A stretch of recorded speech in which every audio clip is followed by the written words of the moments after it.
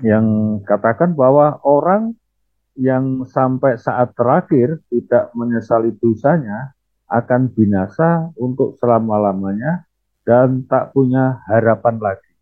Dari maksud ini, kita sebagai orang Nazaren itu percaya pada saat menghadapi kematian, jadi detik-detik terakhir mau dipanggil oleh malaikat, nyawanya mau dicabut oleh malaikat, tetapi orang itu tidak mau menyesali dosanya dan tidak mau mengakui dosanya, maka orang ini akan mati selama-lamanya di dalam neraka. Jadi selama orang itu di dunia masih bisa menyesali dosanya dan minta ampun kepada Tuhan, maka dia akan diampuni. Meskipun itu orang Kristen, tapi ketika menghadapi maut dan kemudian dia melakukan dosa, tapi tidak mau mengakui dosanya, maka dia itu akan mati selama-lamanya. Dan inilah yang berbahaya kalau kita menjadi orang Kristen yang biasa-biasa. Maksudnya biasa ini, ya yang penting kan aku orang Kristen, tapi tidak mau melakukan kehendak Tuhan. Tidak ada perubahan hidup, tidak ada pertobatan, tidak ada penyesalan terhadap dosa, maka percumalah menjadi orang Kristen, gitu ya. Jadi ketika kita menjadi orang Kristen harus betul-betul kita meninggalkan dosa kita. Yang kelima, bahwa perdamaian dengan Allah melalui Yesus Kristus adalah untuk seluruh umat manusia. Dan barang siapa yang bertobat dan percaya kepada Tuhan Yesus Kristus akan dibenarkan dan dilahirkan kembali dan diselamatkan dari kekuasaan dosa. Dan ini sangat penting bahwa orang Tuhan itu murka. Sejak manusia jatuh dalam dosa, Allah itu sifatnya yang maha kudus, maka ketika melihat dosa manusia, dia murka. Jadi akhirnya manusia itu menjadi musuh Allah. Yang harus dikasih oleh Allah sekarang menjadi musuh Allah karena berbuat dosa itu. Nah, ketika Allah menjadi musuh, ketika manusia itu menjadi musuh Allah, maka manusia itu tidak ada kesempatan untuk berharap kepada Allah. Tapi melalui Tuhan Yesus Kristus itu kita diperdamaikan. Jadi kita diperdamaikan dengan Allah melalui Yesus Kristus. Karena Yesus Kristus itulah satu-satunya cara untuk mendamaikan manusia. Jadi yang percaya kepada Yesus, maka dia diperdamaikan. Allah tidak lagi memusuhi manusia, menghukum manusia karena ada dalam Yesus Kristus. Nah, disinilah yang ada sebagai orang Kristen, ketika kita itu dibenarkan oleh Allah karena Yesus itu kita terima sebagai Tuhan dan Juru Selamat, maka kita akan dilahirkan kembali. Nah, yang dimaksud dilahirkan kembali tidak seperti orang yang sudah tua sama dengan Nikodemus itu bertanya kepada Tuhan Yesus, loh, kalau dilahirkan berarti mana mungkin guru, aku dimasukkan lagi dalam kandungan ibuku, lalu kemudian dilahirkan kembali. Nah, itu tidak mungkin. Nah, pandangan orang juga demikian. Orang Kristen ini repot banget sih. Masa uh, orang Kristen harus dilahirkan kembali? Yang dimaksudkan dilahirkan kembali ini adalah kerohanian kita yang dahulu kita ini selalu berpegang kepada kedagingan, hawa nafsu, hidupnya lama, maka sekarang Tuhan menggenerasi, ya, menggenerasi hidup kita atau hidup rohani kita diperbarui lagi oleh Tuhan. Nah, yang bisa memperbarui lagi itu hanya melalui kepercayaan kita kepada Yesus Kristus. Dan melalui Yesus Kristus itulah kita dilahirkan kembali menjadi orang yang sesuai dengan kehendak Tuhan. Jadi dulu kita hanya mengikuti hawa nafsu kita, tapi sekarang tidak. Hawa nafsu itu jahat, dosa itu ditinggalkan, sehingga kita bisa dibenarkan dan dilahirkan kembali dan diselamatkan dari kekuasaan dosa. Kan dosa itu seperti mengikat kita, dan manusia itu tidak bisa melepaskan ikatan dosa itu kecuali kita dilahirkan kembali dalam Yesus Kristus. Nah, kekuasaan dosa itu terhadap manusia itu akan dilepaskan dan dimusnahkan. Nah, ini penting. Yang berikutnya, bahwa menurut kehendak Allah, setelah dilahirkan kembali, orang-orang percaya mesti dikuduskan secara menyeluruh melalui kepercayaan dalam Tuhan Yesus Kristus. Nah, setelah kita tadi itu percaya kepada Yesus, dan Tuhan berkehendak kepada kita orang percaya, supaya kita itu dikuduskan, ya, sama dengan orang yang masuk dalam lumpur, sumur yang penuh dengan lumpur, dan ketika kita masuk dalam sumur lalu berteriak-teriak, ya, berteriak-teriak, tolonglah saya mau mati ini, mau mati. Dan tidak ada seorang pun yang sanggup menolong kita, maka kita akan mati dalam sumur lumpur itu. Tetapi bersyukurlah ketika kita berteriak, tolong, tolong, tolong saya. Nah, ketika itu datanglah penolong yang bernama Yesus Kristus itu dan memberikan tangannya supaya kita diangkat. Nah, ketika kita diangkat keluar dari sumur, itu berarti kita pertama kita diselamatkan.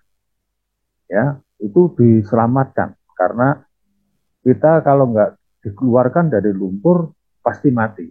Makanya kita diselamatkan. Nah, ketika kita diselamatkan, apakah kita sudah kudus? Belum. Ya. Kalau kita keluar dari sumur, kemudian kita bersuka cita, hore, aku selamat, aku selamat. Tapi saking senangnya, lalu masuk rumah. Ya, waktu kau masuk rumah, waduh, selamat aku. Tadinya mau mati, sekarang sudah bebas saya. Dan saya sekarang bersuka cita. Lalu masuk di rumah, lalu kemudian tanpa basa-basi dia ngambil makanan, dia makan, lalu kemudian tidur. Dan ketika apa yang di sini yang salah dari orang yang sudah diselamatkan dari sumur ini? Dia diselamatkan dari sumur, itu kita bersuka cita. Ya, namanya orang selamat, diselamatkan menjadi senang. Tapi kekurangannya apa? Kegembiraan orang ini harus dibersihkan dulu. Ya kan, harus mandi dulu. Mandi, diganti dengan baik bajunya, dibersihkan tubuhnya, lalu kemudian kalau dia haus dan kemudian dia baru ke dapur, dia baru makan, ngambil makanan. Nah, kalau sudah kenyang, kemudian ini merasa ngantuk, baru tidur. Nah, ini yang benar, ya kan? Jadi, karena apa? Lumpur sudah dibersihkan. Dan kalau kita tidak membersihkan lumpur setelah selamat akan jadi masalah. Ya, di kita masuk rumah, semua pada lumpur semua.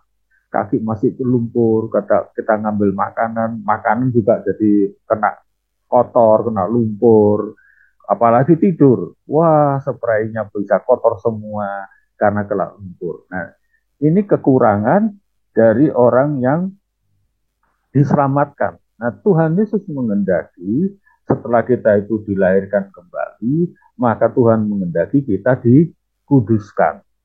Ya, sama orang yang keluar dari sumur itu diselamatkan, tapi perlu dikuduskan dengan cara apa? Dibersihkan badannya, harus bersih badannya. Baru kemudian dia bisa melakukan aktivitas yang lain. Demikian juga dengan kita, bahwa Tuhan mengendaki setelah kita itu dilahirkan kembali, diselamatkan oleh Tuhan Yesus, kita harus dikuduskan. Ya, jadi kita dikuduskan, hati kita harus disucikan dari segala dosa-dosa. Makanya disebut di sini dikuduskan secara menyeluruh. Jadi ada nggak dikuduskan secara tidak menyeluruh? Ada. Kalau kita mandi, apakah itu berarti kita mandinya itu bersih? Ya sudah bersih. Tapi kadangkala kita lupa ada sesuatu yang secara terinci harus tubuh kita ini harus dibersihkan. Nah, berapa kali kita lupa membersihkan kuku kita? Nah, ada yang kuku udah panjang, nah itu kan harus dibersihkan. Ada yang kuku kakinya panjang, nah itu harus dibersihkan. Mungkin kepala rambut kita yang banyak ketumbenya, nah itu harus dibersihkan. Nah, jadi bukan hanya sekedar mandi, tapi semua harus dibersihkan supaya kotoran itu tidak mengganggu kita. Nah, sama dengan keadaan kita itu setelah kita dilahirkan kembali, maka kita juga harus dikuduskan. Nah, siapa yang bisa menguduskan ini? Yaitu yang bisa menguduskan secara menyeluruh itu adalah firman Tuhan. Kita terus harus rajin membuka firman Tuhan. Ya, belajar firman Tuhan. Kedua, Tuhan Yesus yang bisa menyucikan kita. Ketiga, Roh Kudus yang bisa menyucikan kita. Jadi dengan ketiga, yaitu firman Allah, Tuhan Yesus dan Roh Kudus itu, maka kita bisa kudus secara menyeluruh. Ya, dan kadangkala kita menyembunyikan sesuatu dalam hati kita, Tuhan mengendaki supaya kita buang. Misalnya, kita terikat dengan membaca. Membaca itu bagus enggak? Oh, bagus membaca. Tapi ada satu, kadangkala karena hobi, ya kita mau membaca sesuatu yang menurut kita baik, tapi menurut Tuhan itu tidak baik. Jadi kita baca gitu. Zaman Pak Lukas dulu masih muda, itu karena belum ada uh, YouTube, belum ada film-film yang hebat itu. Jadi itu tapi ada penulis silat tokoh di Indonesia yang bernama Kopingho. Yaitu Kopingho itu orang Indonesia, itu menulis cerita silat. Jadi cerita silat, sehingga zaman itu orang terikat untuk membaca buku, karena bukunya itu kecil-kecil tapi tebal. Jadi kecil itu bisa 50 halaman gitu. Nah, itu banyak orang membaca silat karena bagus sekali ya. Itu lama-lama karena ditulis dengan berseri, itu nggak terasa orang. Ya, satu seri kan cuma 50 halaman, halamannya kecil, kecil lah gitu ya. Maka dibacalah satu buku itu tentang silat. Tanpa terasa orang terpengaruh. Waktu malam, waktunya tidur digunakan baca Kopingho, ya, cerita silat. ini bukan dari Cina ya, tapi dari Indonesia sendiri yang namanya Kopinho. Nah, semua ketagihan. Akhirnya anak-anak itu pada zaman Pak Lukas itu kalau nggak baca cerita silat itu namanya tidak abdol ya, tidak mengikuti perkembangan. Tapi ternyata Kopinho ini pintar. Nah, seri pertama ternyata dengan demikian pendekar ini ternyata masih hidup kembali dan orang penasaran, wah pendekarnya masih hidup, kapan ini ya? Ternyata menulis lagi ya Pak Kopingho ini seri pertama, seri kedua, tanpa sadar seri ketiga, terus serinya ternyata nggak pernah habis sampai Kopingho meninggal. Jadi serinya tuh sampai 100 lebih. Ya. Nah itu butuh bertahun-tahun baca itu. Ada orang yang terikat yang seperti ini. Jadi baca itu sampai seumur hidupnya, baca silat aja tanpa tanpa sadar terikat dengan cerita silat. Jadi masih remaja sampai tua karena bersambung terus serinya sampai Pak Kopingho ini nggak bisa menulis lagi, baru tamat. Dan tamatnya itu sampai 100 seri. Waduh. Jadi, nah, Roh Kudus itu menegur ya, jadi Roh Kudus itu menegur ini dosa. Karena apa dia dosa? Karena buku silat ini menjadi candu gitu ya, menjadi orang eh, terikat, mau ke gereja kalau nggak baca silat nggak enak, mau apa namanya pelayanan kalau nggak baca silat nggak enak, mau tidur kalau nggak baca silat nggak enak gitu ya. Padahal ada yang lebih penting apa? Baca Alkitab. Sampai orang Kristen melupakan Alkitab. Alkitabnya siang nggak dibaca, sore nggak dibaca, malam nggak dibaca, bacanya silat Kopingho. Nah ini contoh bahwa Tuhan Yesus mau ketika kita dilahirkan kembali, kita dikuduskan secara menyeluruh. Nah menyeluruh ini termasuk apa yang mengikat kita, hobi kita, yang menjadi penghalang bagi kita untuk memuliakan nama Tuhan, itu harus kita singkirkan. Ya. Yang ketujuh, itu Gereja Kristen Nazaren mempercayai bahwa Roh Kudus menjadi saksi yang membuktikan kelahiran kembali dan juga terhadap pengudusan menyeluruh bagi orang-orang percaya. Nah, kadangkala kita menjadi anak Tuhan, dituntut oleh Tuhan menjadi lahir kembali, terus kemudian juga kita harus hidup menyeluruh. Orang banyak mengatakan, nah siapa yang menjadi saksi kalau saya ini sudah lahir kembali? Siapa yang menjadi saksi kalau saya ini sudah hidup kudus menyeluruh? Nah, mengapa ini penting? Karena iblis itu pendakwa manusia. Maka setiap orang Kristen itu yang melakukan dosa akan dituduh oleh iblis. Wah, dulu kamu mencuri. Kamu kok sekarang aktif ke gereja, nggak tahu nggak kamu itu dulu mencuri. Ngapain sekarang kamu ke gereja? Kamu dulu kan begini. Ya, jadi iblis itu mengkorek-korek perbuatan dosa manusia. Nah, ketika kita dituntut oleh Tuhan untuk hidup kudus menyeluruh dan kita dilahirkan kembali, maka yang menjadi saksi itu adalah Roh Kudus. Jadi Roh Kuduslah yang menjadi saksi bahwa kita ini sudah dikuduskan menyeluruh oleh Tuhan. Roh Kuduslah yang menjadi saksi bahwa kita sudah dilahirkan kembali. Ya, hadirin, kita semua juga harus bertanya kepada Tuhan, saya ini sudah lahir kembali atau belum ya?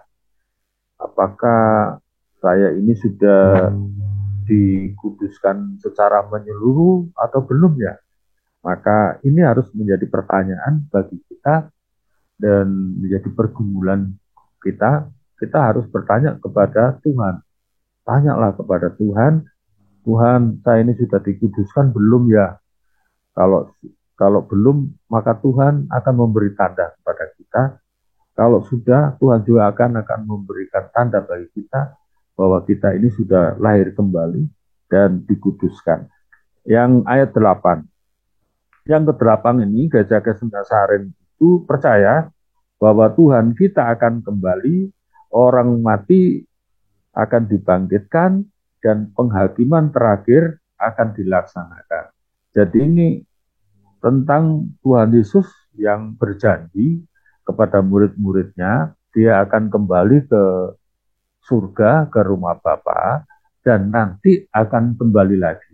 Jadi kembali lagi, dan malaikat juga mengingatkan kepada murid-muridnya, dia yang pergi nanti akan kembali lagi seperti ini.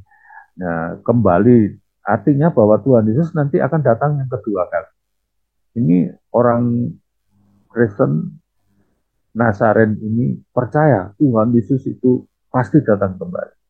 Dan datang kembali inilah yang merupakan kerinduan kita untuk bisa bertemu dengan Tuhan. Oke, demikian saya akhiri pelajaran ini sampai 8. Perlu diingat ya, nanti suatu saat nanti Pak Lukas akan memberikan pertanyaan-pertanyaan secara tertulis, dan bahannya itu nanti akan Pak Lukas share di grup katekisasi. Oke, ada pertanyaan dari 8 keyakinan ini. Keyakinan GKN, percaya kepada satu Allah. Kedua, kitab Perjanjian Lama dan Perjanjian Baru itu diilhamkan oleh Roh Kudus. Terus manusia itu harus dilahirkan dari sifat yang sudah jatuh dalam dosa. Berikutnya, bahwa orang yang tidak percaya Yesus sampai detik terakhirnya akan masuk ke dalam neraka. Ya. Yang kelima, Allah itu mendamaikan melalui Yesus Kristus, sehingga Tuhan Yesus itu mendamaikan antara manusia dengan Allah, dan kita dibenarkan dan diselamatkan. Yang keenam, menurut kehendak Tuhan kita harus dilahirkan kembali. Yang kedelapan, yang ketujuh ya, bahwa Roh Kudus itu menjadi saksi bagi kita bahwa kita sudah dilahirkan kembali. Yang ke-8, bahwa Tuhan kita akan kembali, dan kita sedang menunggu. Yang pertama itu orang mati yang lebih dulu dibangkitkan, sedangkan ketika kita masih hidup di dunia akan diubahkan oleh Tuhan langsung sekejap mata, diubahkan dengan tubuh yang sempurna untuk kita bersama-sama bertemu di angkasa, karena di sana disebutkan ada pesta anak domba. Tuhan Yesus mengadakan pesta besar-besaran untuk menyambut anak-anak Tuhan yang percaya kepadanya, yang sudah lama meninggal di seluruh dunia, dimanapun tempatnya itu dibangkitkan. Lalu kita yang hidup pada waktu itu, Tuhan Yesus datang, langsung kita diubahkan. Tapi bagaimana yang tidak percaya Yesus akan ditinggalkan ke dunia.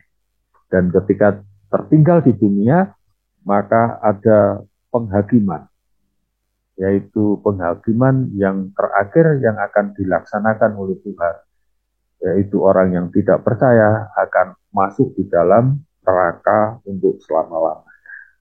Ya,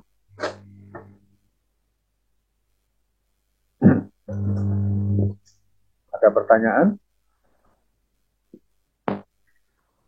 Kalau nggak ada pertanyaan, Adeline bisa menutup dalam doa untuk hari ini ya. Dan kita akan berjumpa lagi hari Senin yang akan datang. Baik, silakan Adeline berdoa untuk kita semua. Baik, mari kita bersatu dalam doa. Bapa kami yang di surga, sekarang kami tadi kami sudah mendengar mengenai firman-Mu ya Tuhan, kiranya Engkau memberkati, Engkau kiranya membantu kami untuk dapat menerapkan apa yang sudah kami pelajari pada hari ini dalam kehidupan kami sehari-hari ya Tuhan. Kiranya melalui pembelajaran Alkitab pada hari ini kami dapat semakin mengenal Engkau. Tuhan, inilah doa yang kami panjatkan kepadamu ya Tuhan. Kiranya Engkau mendengar doa kami ya Tuhan. Hanya di dalam namamu Tuhan Yesus Kristus yang hidup. Haleluya, amin. Amin. Puji Tuhan. Kita berpisah dulu. Kita ketemu hari Senin yang akan datang jam 7 malam. Tepat ya. Terima kasih. Terima kasih, Pak. Sama-sama.